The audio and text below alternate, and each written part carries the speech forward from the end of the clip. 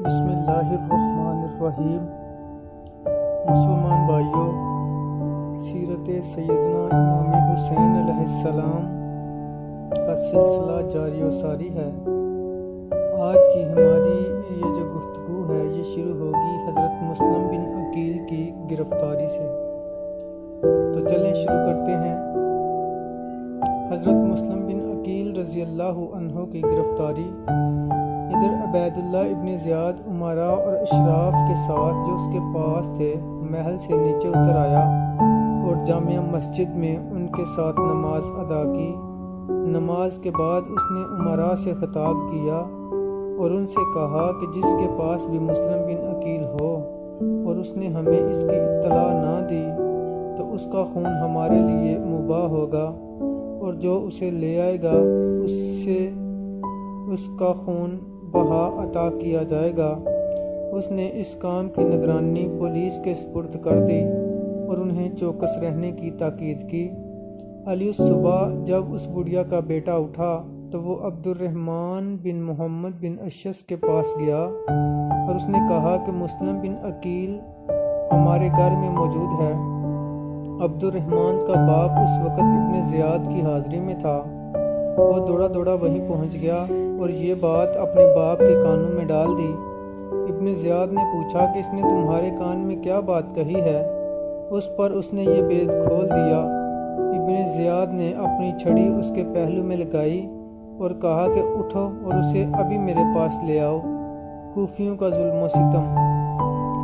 ابن زیاد نے عمر بن حریث مخزومی کو، جو پولیس کا افسر تھا، 70 یا 80 سواروں کے ساتھ عبد الرحمن اور محمد بن اشس کے ہمراہ حضرت مسلم کی گرفتاری کے لیے بھیج دیا۔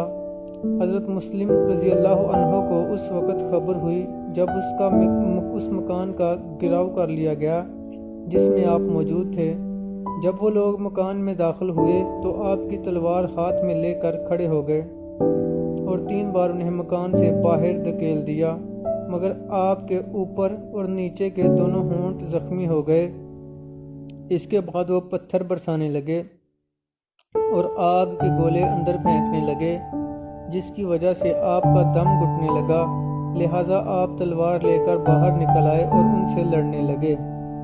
اس پر عبد الرحمن نے آپ کو پناہ دے دی اور اس طرح سے آپ کو گرفتار کرنا آسان ہو گیا۔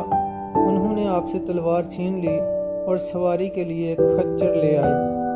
اب آپ کی ملکیت میں سوائے اپنی ذات کے کوئی چیز باقی نہ رہی۔ اس وقت آپ سمجھے کہ مجھے قتل کر دیا جائے گا اور زندگی سے مایوس ہو کر رونے لگے اور کہا کہ انا للہ و انا الیہ راجعون۔ کسی نے کہا کہ اس چیز کے طالبوں پر جس چیز کے تم طلبگار ہو، جب تمہارے جیسی مصیبت آن پڑتی ہے تو وہ رویا نہیں کرتے۔ آپ نے کہا کہ خدا کی قسم میں اپنے لیے نہیں روتا، بلکہ حضرت امام حسین رضی اللہ عنہ اور آل حسین کے لیے روتا ہوں۔ وہ آج یا کل مکہ مکرمہ سے کوفہ کے لیے روانہ ہو چکے ہوں گے۔ پھر آپ محمد بن اشس سے مخاطب ہوئے اور کہا کہ اگر تم سے ہو سکے تو میری طرف سے امام حسین علیہ السلام کو یہ پیغام بھیج دو کہ وہ واپس چلے جائیں۔ محمد بن اشس نے مسلم بن عقیل کا یہ پیغام بھیج دیا، لیکن حضرت امام حسین علیہ السلام کو ایلچی پر اعتبار نہ آیا اور فرمایا کہ جو مقدر ہو چکا وہ ہو کر رہے گا، جو مقد ہو چکا وہ ہو کر رہے گا۔ پیاس کی شدت۔ جب حضرت مسلم بن عقیل زخموں سے چھلنی ہو کر خون آلود چہرے اور لباس کے ساتھ تشنہ لب قصر عمارت کے دروازے پر پہنچے تو وہاں امراء اور ابنائے صحابہ، جن سے حضرت مسلم رضی اللہ عنہ کی جان پہچان تھی، ابن زیاد سے ملنے کی اجازت کے منتظر تھے۔ وہاں ٹھنڈے پانی کا ایک مٹکا رکھا تھا۔ مسلم بن عقیل نے اس میں سے پانی پینے کا ارادہ کیا تو ایک آدمی نے کہا کہ خدا کی قسم، جہنم کا کھولتا ہوا پانی پینے سے پہلے تو اس مٹکے کا پانی نہ پیے گا۔ آپ نے کہا کہ اے ابن ناہلہ یا نابلہ، کھولتا ہوا پانی پینے اور ہمیشہ کے لیے بڑھتی ہوئی آگ میں داخل ہونے کا زیادہ حقدار تو ہے۔ پھر اب تھکاوٹ اور پیاس کی شدت سے نڈال ہو کر دیوار دیوار کے ساتھ ٹیک لگا کر بیٹھ گئے۔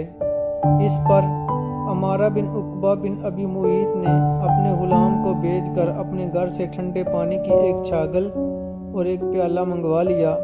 عمارہ کا غلام پیالے میں پانی بھر کر آپ کو دینے لگا، مگر 2-3 بار آپ پانی کو حلق سے نیچے نہ اتار سکے کیونکہ اس میں خون مل جاتا تھا۔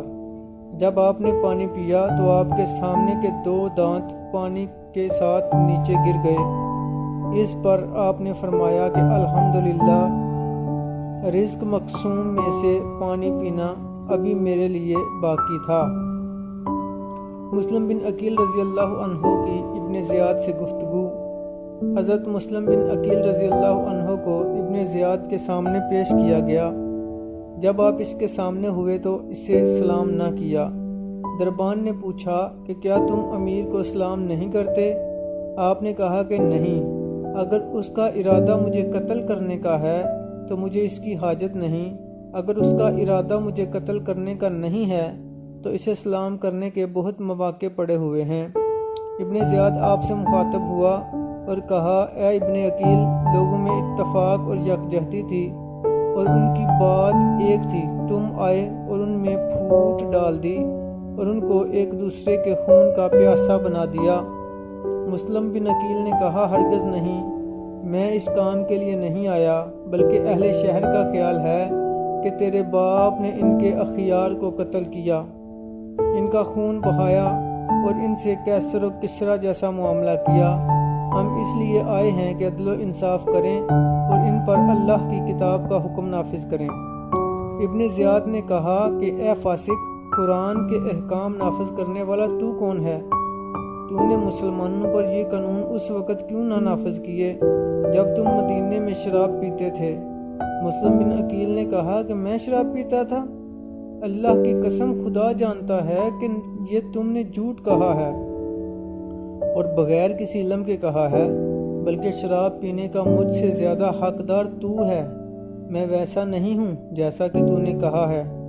شراب پینے کا مجھ سے زیادہ حقدار تو وہ ہے جو کتے کی طرح مسلمانوں کا خون چاٹتا ہے اور جو اللہ تعالیٰ کے حرام کیے ہوئے نفس کو نفس کے بدلے میں نہیں بلکہ بلا وجہ غصے اور ظن و تخمین کی بنا پر قتل کرتا ہے اور اسے کھیل تماشا سمجھتا ہے جیسے کہ اس نے کچھ کیا ہی نہیں۔